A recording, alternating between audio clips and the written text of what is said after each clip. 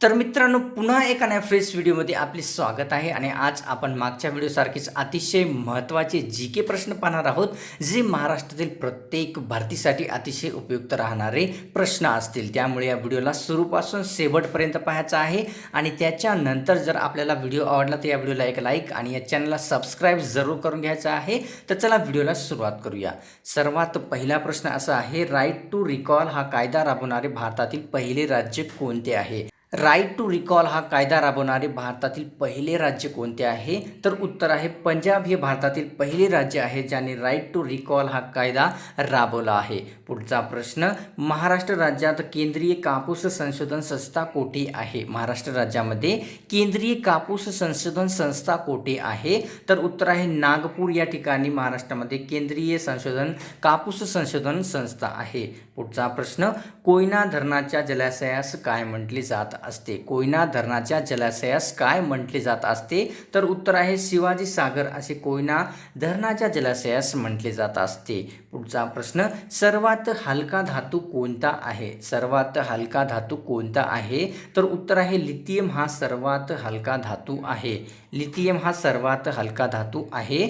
महाराष्ट्र ग्रामीण पोलीस अधिनियम केव्हा मंजूर झाला? महाराष्ट्र ग्रामीण पोलीस अधिनियम कधी मंजूर झाला होता? तर उत्तर आहे 1967 या वर्षी महाराष्ट्र ग्रामीण पोलीस अधिनियम मंजूर करण्यात आला होता. पुढचा प्रश्न, यू आर बॉर्न टू ब्लोझम हे पुस्तक कोणाचे आहे? यू आर बॉर्न टू ब्लोझम हे पुस्तक कोणी लिहिले आहे? तर उत्तर आहे डॉक्टर APJ अब्दुल कलाम यांनी. डॉक्टर APJ अब्दुल कलाम यांनी यू आर बॉर्न टू ब्लोझम हे पुस्तक लिहिलेले आहे. पुढचा प्रश्न, व्ही शांताराम पुरस्कार कोणत्या खेळाशी निगडित आहे? व्ही शांताराम पुरस्कार कोणत्या खेळाशी निगडित आहे? तर उत्तर आहे कलाक्षेत्र या खेळाशी निगडित आहे व्ही शांताराम हा पुरस्कार. पुढचा प्रश्न, केंद्रीय मत्स्य शिक्षण संस्था महाराष्ट्र राज्यामध्ये कोणत्या ठिकाणी आहे? केंद्रीय मत्स्य शिक्षण संस्था महाराष्ट्र राज्यामध्ये कोणत्या ठिकाणी आहे? तर उत्तर आहे सातपाटी रत्नागिरी या ठिकाणी मत्स्य शिक्षण संस्था ही उपलब्ध आहे.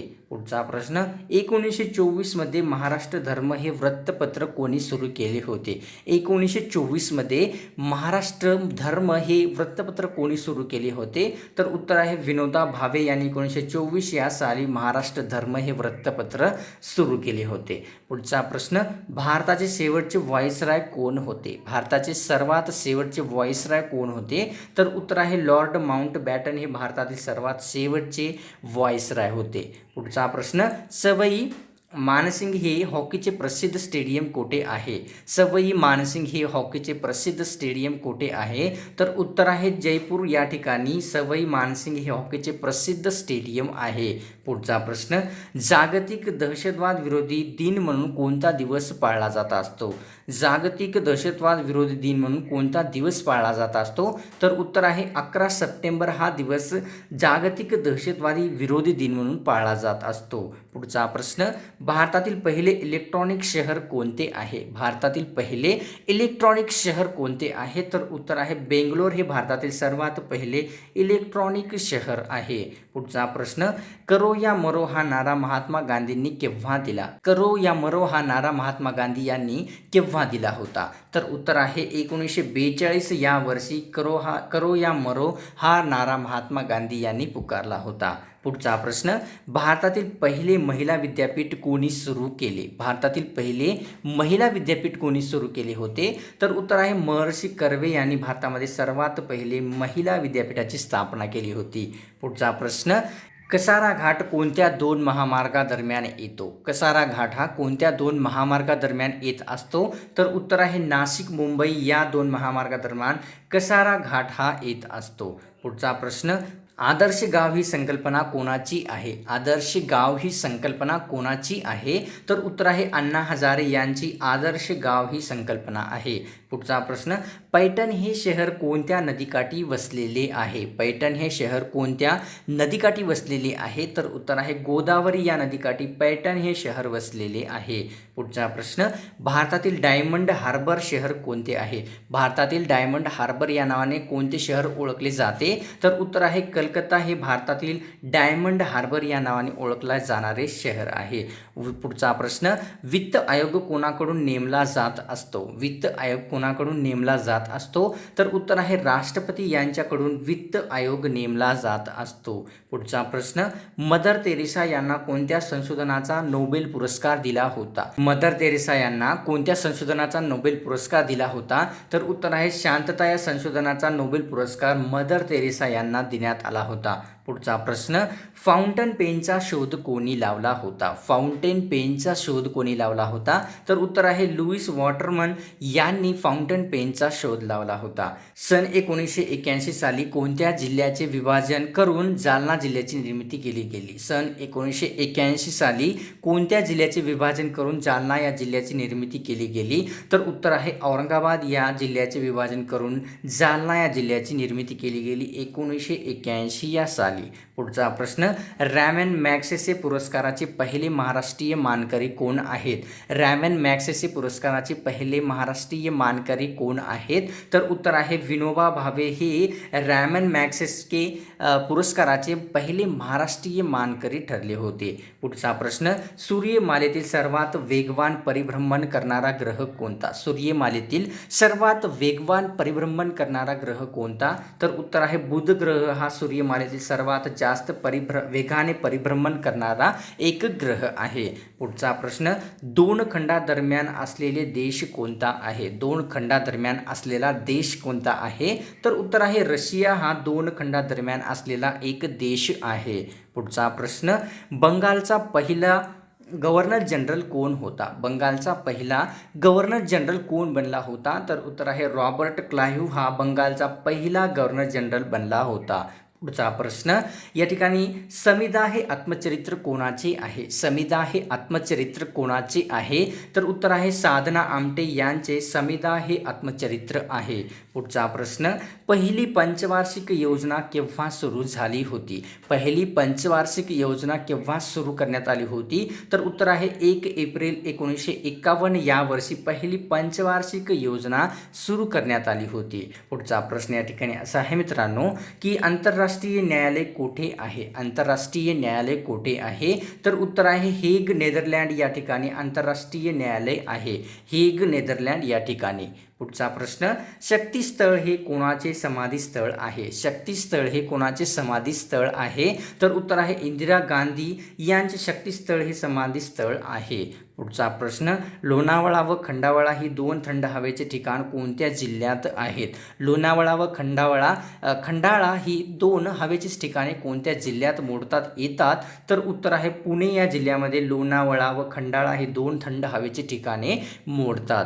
पुढचा प्रश्न, उपरा ही कोणाची कादंबरी आहे? उपरा ही कोणाची कादंबरी आहे? तर उत्तर आहे लक्ष्मण माने यांची उपरा ही कादंबरी आहे. पुढचा प्रश्न, जपान या देशाच्या संसदगृहास काय म्हणतात? जपान या देशाच्या संसदगृहास काय म्हटले जाते? तर उत्तर आहे डायट असे जपान या देशाच्या संसदगृहास डायट असे म्हटले जात असते. पुढचा प्रश्न, विधानसभा विसर्जित करण्याचा अधिकार कोणाला असतो? विधानसभा विसर्जित करण्याचा अधिकार हा कोणाला असतो? तर उत्तर आहे राज्यपाल यांना विधानसभा विसर्जित करण्याचा अधिकार असतो. पुढचा प्रश्न, भारतात सर्वात जास्त कटक मंडळे कोणत्या राज्यात आहेत? भारतामध्ये सर्वात जास्त कटक मंडळे कोणत्या राज्यात येतात? तर उत्तर आहे मध्य प्रदेश या राज्यामध्ये एकूण 13 कटक मंडळे आहेत. त्यामुळे मध्य प्रदेश या राज्यामध्ये सर्वात जास्त कटक मंडळे आहेत. पुढचा प्रश्न, चुंबकीय वेधशाळा कोणत्या ठिकाणी आहे? चुंबकीय वेधशाळा कोणत्या ठिकाणी आहे? तर उत्तर आहे अलिबाग रायगड या ठिकाणी चुंबकीय वेधशाळा आहे. पुढचा प्रश्न, नर्मदा व तापी नद्यांच्या दरम्यान कोणती पर्वतरांग आहे? नर्मदा व तापी या नद्याच्या दरम्यान कोणती पर्वतरांग आहे? तर उत्तर आहे सातपुडा पर्वतरांग ही नर्मदा व तापी या दोन नदीच्या मध्ये येत असते. पुढचा प्रश्न, चंद्राचा किती टक्के भाग आपणास दिसू शकत नाही? चंद्राचा किती टक्के भाग आपणास दिसू शकत नाही? तर उत्तर आहे 41% एवढा चंद्राचा भाग आपल्याला कधीही दिसू शकत नाही. पुढचा प्रश्न, नागार्जुन सागर धरण प्रकल्प कोणत्या नदीवर आहे? नागार्जुन सागर हे धरण प्रकल्प कोणत्या नदीवर आहे? तर उत्तर आहे कृष्णा नदी यावर नागार्जुन सागर हे धरण आहे. पुढचा प्रश्न, रूरकेला लोह पोलाद प्रकल्प कोणत्या राज्यात आहे? रूरकेला लोह पोलाद प्रकल्प कोणत्या राज्यात आहे? तर उत्तर आहे ओरिसा या राज्यामध्ये रूरकेला लोह पोलाद प्रकल्प आहे. पुढचा प्रश्न, भारतीय रेल्वेचे डबे निर्मिती कारखाना कोणत्या ठिकाणी आहे? भारतीय रेल्वेचा डबे निर्मिती कारखाना कोठे स्थित आहे? तर उत्तर आहे पेरंबूर या ठिकाणी भारतीय रेल्वेचा डबे निर्मिती कारखाना आहे, पेरंबूर या ठिकाणी. पुढचा प्रश्न, किसान घाट कोणाचे समाधीस्थळ आहे? किसान घाट हे कोणाचे समाधीस्थळ आहे? तर उत्तर आहे चौधरी चरण सिंग यांचे किसान घाट हे समाधीस्थळ आहे. चौधरी चरण सिंग यांचे किसान घाट हे समाधीस्थळ आहे. पुढचा प्रश्न, शांतिवन हे कोणाचे समाधीस्थळ आहे? शांतिवन हे कोणाचे समाधीस्थळ आहे? तर पंडित नेहरू यांचे शांतिवन हे समाधीस्थळ आहे. पुढचा प्रश्न, राजघाट या ठिकाणी कोणाची समाधी आहे? राजघाट या ठिकाणी कोणाची समाधी आहे? तर उत्तर आहे महात्मा गांधी यांची समाधी राजघाट या ठिकाणी आहे. पुढचा प्रश्न, माझे सत्याचे प्रयोग हा ग्रंथ कोणाचा आहे? माझे सत्याचे प्रयोग हा ग्रंथ कोणी लिहिला आहे किंवा कोणाचा आहे? तर उत्तर आहे महात्मा गांधी यांनी माझे सत्याचे प्रयोग हा ग्रंथ लिहिलेला आहे. पुढचा प्रश्न, समता हे वृत्तपत्र कोणी सुरू केले? समता हे वृत्तपत्र कोणी सुरू केले? तर उत्तर आहे डॉक्टर बाबासाहेब आंबेडकर यांनी समता हे वृत्तपत्र सुरू केले होते. पुढचा प्रश्न, सातपुडा पर्वतातील सर्वात उंच शिखर कोणते? सातपुडा पर्वतातील सर्वात उंच शिखर कोणते? तर उत्तर आहे धूपगड हे सातपुडा या पर्वतरांगेतील सर्वात उंच शिखर आहे, धूपगड. पुढचा प्रश्न, भारताचा अर्थसंकल्प सर्वाधिक वेळा कोणी मांडला? भारताचा अर्थसंकल्प सर्वाधिक वेळा कोणी मांडला होता? तर उत्तर आहे मोरारजी देसाई यांनी भारताचा अर्थसंकल्प सर्वाधिक वेळेस मांडलेला आहे.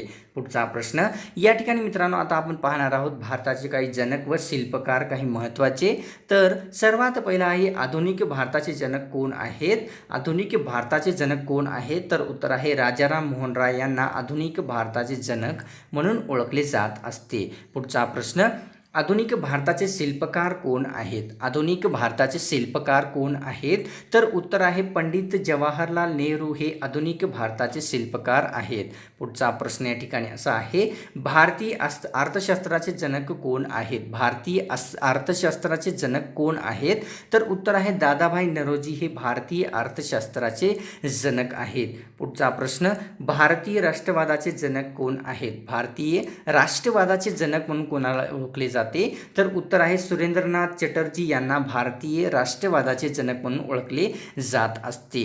पुढचा प्रश्न, भारतीय असंतोषाचे जनक म्हणून कोणाला ओळखले जात असते? भारतीय असंतोषाचे जनक म्हणून कोणाला ओळखले जाते? तर लोकमान्य टिळक यांना भारतीय असंतोषाचे जनक म्हणून ओळखले जात असते. पुढचा प्रश्न, भारताच्या एकीकरणाचे थोर शिल्पकार कोण आहेत? भारताच्या एकीकरणाचे थोर शिल्पकार कोण आहेत? तर उत्तर आहे सरदार वल्लभभाई पटेल हे भारताच्या एकीकरणाचे थोर शिल्पकार म्हणून ओळखले जात असतात.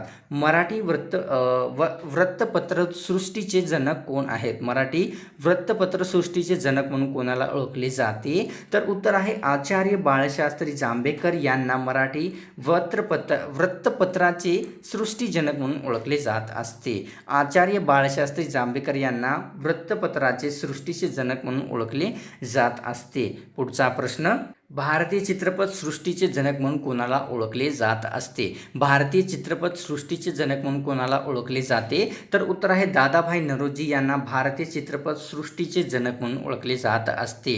पुढचा प्रश्न, भारताच्या अणुविज्ञानाचे जनक कोण आहेत? भारताच्या अणुविज्ञानाचे जनक कोण आहेत? तर उत्तर आहे डॉक्टर होमी भाभा हे भारताच्या अणुविज्ञानाचे जनक म्हणून ओळखले जात असतात. पुढचा प्रश्न, आधुनिक मराठी कादंबरीचे जनक कोण आहेत?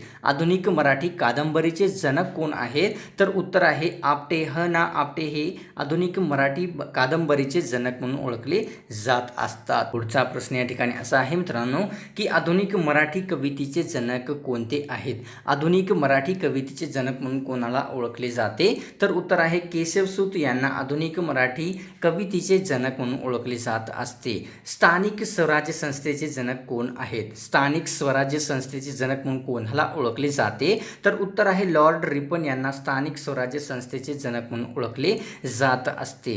पुढचा प्रश्न, असा आहे, भारताच्या हरित क्रांतीचे जनक कोण आहेत? भारताच्या हरित क्रांतीचे जनक कोण आहेत? तर डॉक्टर MS स्वामीनाथन हे भारताच्या हरित क्रांतीचे जनक आहेत. Doctor SM Swaminathan. पुढचा प्रश्न, भारताच्या धवल क्रांतीचे जनक कोण आहेत? भारताच्या धवल क्रांतीचे जनक म्हणून कोणाला ओळखले जाते? तर उत्तर आहे डॉक्टर हॉर्गिस कुरियन यांना भारताच्या धवल क्रांतीचे जनक म्हणून ओळखले जात असते. पुढचा प्रश्न, भारतीय भूदान चळवळीचे जनक कोण आहेत? भारतीय भूदान चळवळीचे जनक कोण आहेत? तर उत्तर आहे आचार्य विनोबा भावे हे भारतीय भूदान चळवळीचे जनक आहेत. पुढचा प्रश्न या ठिकाणी असा आहे, भारतीय अंतराळ संशोधन कार्यक्रमाचे शिल्पकार कोण आहेत? भारतीय अंतराळ संशोधन कार्यक्रमाचे शिल्पकार कोण आहेत? तर उत्तर आहे विक्रम साराभाई हे भारतीय अंतराळ संशोधनाचे शिल्पकार म्हणून ओळखले जात असते. शेवटचा प्रश्न, भारतीय दूरसंचार क्रांतीचे जनक कोण आहेत? भारतीय दूरसंचार क्रांतीचे जनक कोण आहेत? तर उत्तर आहे सॅम पित्रोदा हे भारतीय दूरसंचार क्रांतीचे जनक आहेत. तर मित्रांनो, आजची व्हिडिओ आपल्याला कशी वाटली? आपल्याला जर आजची व्हिडिओ आवडली असेल तर या व्हिडिओला एक लाईक करा आणि या चॅनलला सर्वात महत्त्वाचं म्हणजे सबस्क्राईब करून घ्या. सबस्क्राईब केलं तर मी जेव्हा केव्हा पुढचा व्हिडिओ अपलोड करेल तेव्हा तुमच्या मोबाईलवर त्याची तुरंत नोटिफिकेशन मिळेल. तर मिळतोय का नाही फ्रेश व्हिडिओ.